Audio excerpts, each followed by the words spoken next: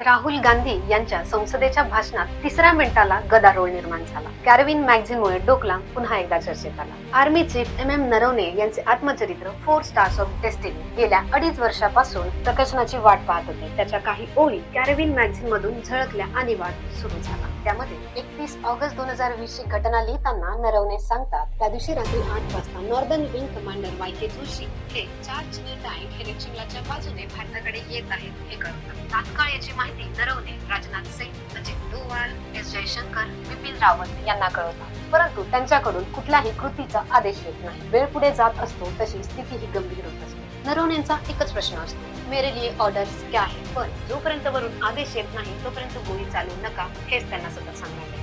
तब्बल 2 तासांनी म्हणजेच रात्री 10 वाजता राजनाथ सिंग यांचा आदेश येतो, जे उचित असेल ते करा. पण तोपर्यंत चिनी सैनिक हे भारताच्या समोर येऊन ठाकले होते. पण डोकलाम नेमकं आहे तरी कुठे? भारतासाठी ते का महत्वाचे? तर डोकलाम हे भारत, चीन आणि भूटान यांच्या त्रिकोणी संगमावरती असलेले पठार आहे, जे सिक्कीमच्या पूर्वेला आणि भारताचा चिकन नेक म्हणजे सिलिगुरी कॉरिडॉरच्या उत्तरेला आहे. याच ठिकाणी 2017ला चीनने रस्ते बांधणी सुरू केली. याचाच प्रतिकार म्हणून भारताने ऑपरेशन ज्युपिटर राबवले. त्याचा भाग म्हणून 270 सैनिकांसह 2 बुलडोजर सिक्कीम पार करून डोकलाम पठाराकडे येतात आणि याचा एकच उद्देश असतो, चीनी सैनिकांना रस्ते बांधणीपासून रोखणे. तब्बल 73 दिवस हा संघर्ष चालू राहतो. अखेर ऑगस्ट मध्ये परस्पर कराराअंती हा वाद संपतो.